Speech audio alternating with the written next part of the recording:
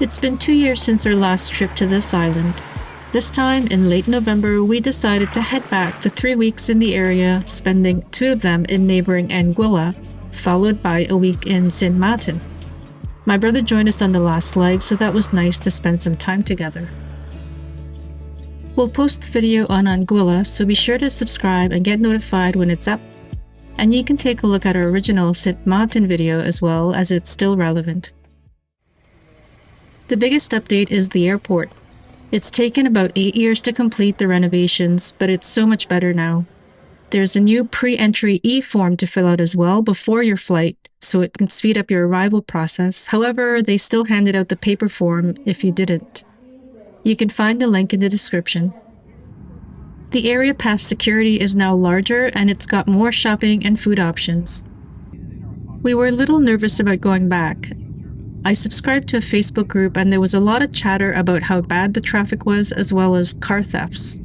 Nevertheless, we always rent a car for convenience and chose Hertz again, primarily because they don't charge extra for liability coverage and they have been consistently the cheapest. Our credit card covers collision and loss damage, so this gives us peace of mind.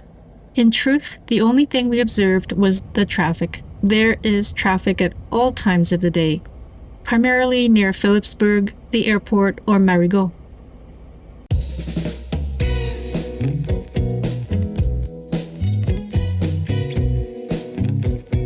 We stayed on the East End for a week here in the Dawn Beach Club timeshare complex. It's still quiet on this end of the island, and it's a great option if you want to get away from the bustle of Simpson Bay. They've added a second, more intimate pool, and it was never busy. The JW Marriott is now fully opened and, in my opinion, has improved the amenities on Dawn Beach without making it feel too crowded.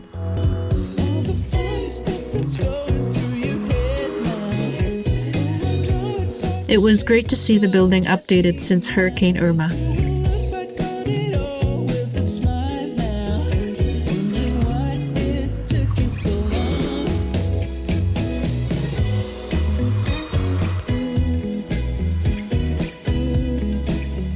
As for the beaches, not much has changed. This time of year, we didn't encounter any sargassum anywhere, but we did pay more attention to the direction of the wind as it was quite windy for many days, and it helped us decide which beaches to visit for calmer waters. If you're visiting Mullet Bay Beach, there's a slightly more direct route where you can park and walk about 500 meters to get there, instead of going through Friars Bay and hiking up the hill. Just cross over to the right side of the gate and stay on the path.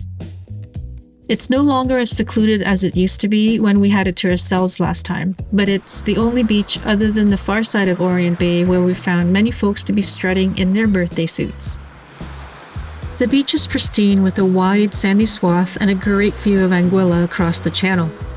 There's now a barbecue beach shack that's open as well. I would still highly recommend this one as it still feels untouched by development. We finally made it to Orient Bay after missing it for the last 4 trips here. This time, no sargassum. It's great for long walks. There's miles of beach chair rentals here, but you can find your little spot of sandy beach anywhere. The color of the water is just so spectacular. Anse Marcel was one of my favorite beaches a couple years ago. It's still a great beach, framed by the Anse Marcel resort on one end. However, the sand has eroded a bit, and while you can still navigate the waters, you can definitely see more rocks in the shoreline. I know, picky.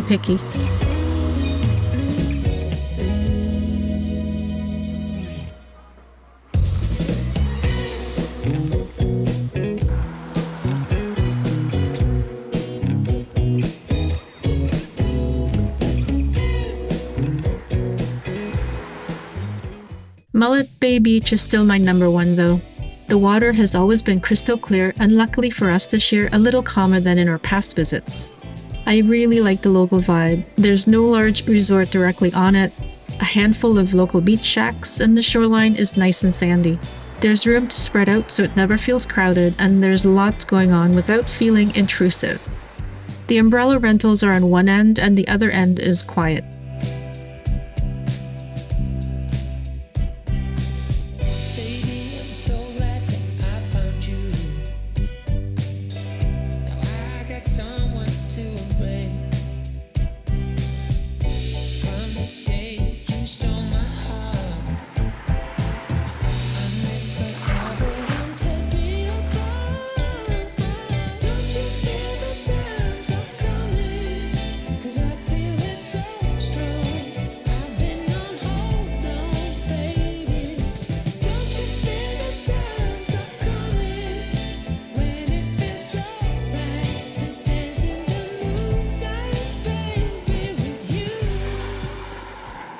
Maho Beach is still the same, maybe more crowded this time of year getting into peak season, I don't know. But if you time it right with the arrivals, you can catch the big plane's landing. Look for the link in the description. We parked just off the road past the Morgan Resort. It's free there.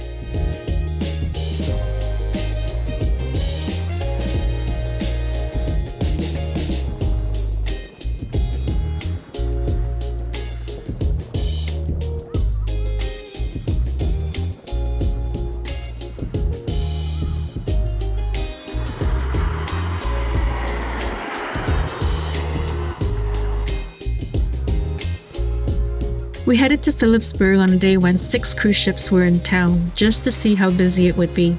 It wasn't. Some shops were empty and the restaurants weren't full. One shop owner told us traffic was down despite the number of cruise ships in port. It's fun to window shop and look for my dream diamond earrings and maybe a watch for Dave.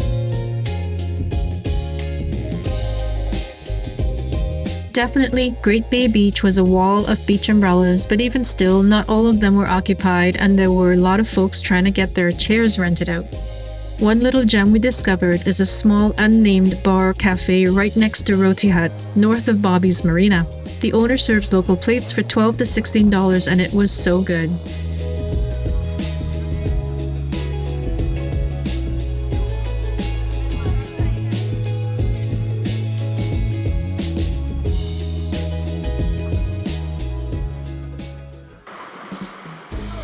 Grand Cass is always a fun visit with a laid-back atmosphere.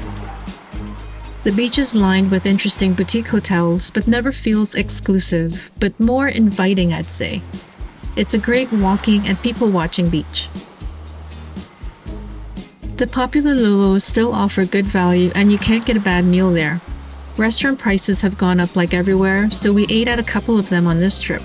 We tried the ever-popular Cynthia's Talk of the Town. The prices are similar at all of the different Lolos.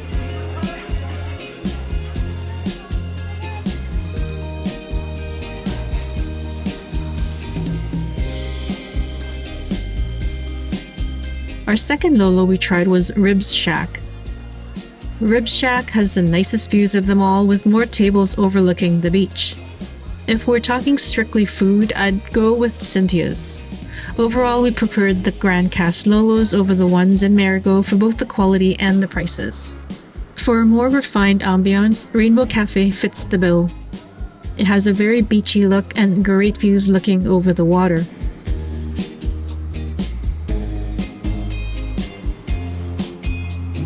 And if you're looking for fine French cuisine, you'll definitely find that in Grand Cass too.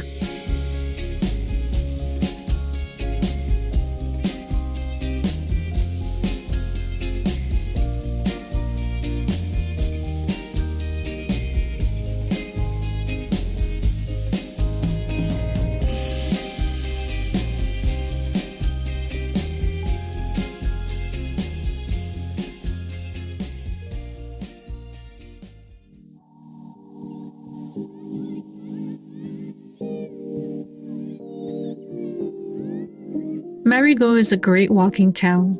Just don't visit on a Sunday when everything's closed. It's lively when the cruise ships are in port as well, but again, like Philipsburg, we didn't feel it was too crowded. The Lolo restaurants were busy at lunchtime though.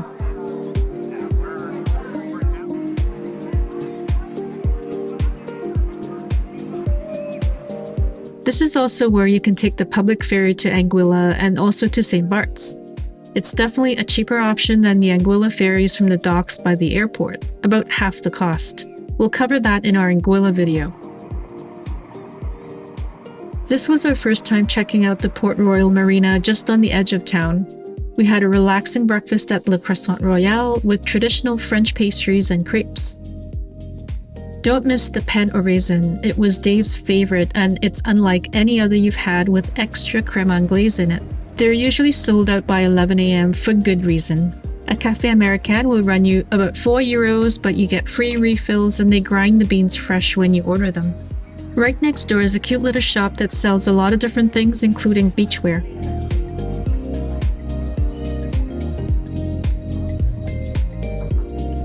I found these breezy linen tops, made in Italy for €25. They're wonderful for this weather. Also on the French side, I love checking out the grocery stores. I'm in food heaven whenever we go to the shops here. You can get some great deals on alcohol. French wines can range from about €5 and up. And oh, the French butter. And the cheese. I even found Edmond Falot mustard here for the same price as in France.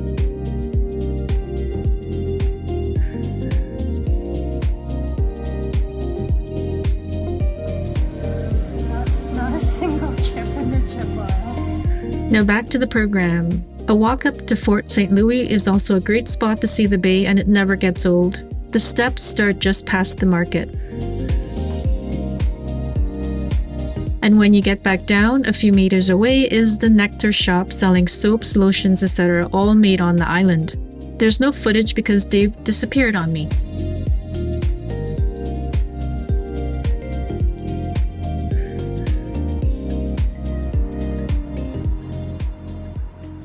As for when to visit, we were here just as the season was ramping up in early December.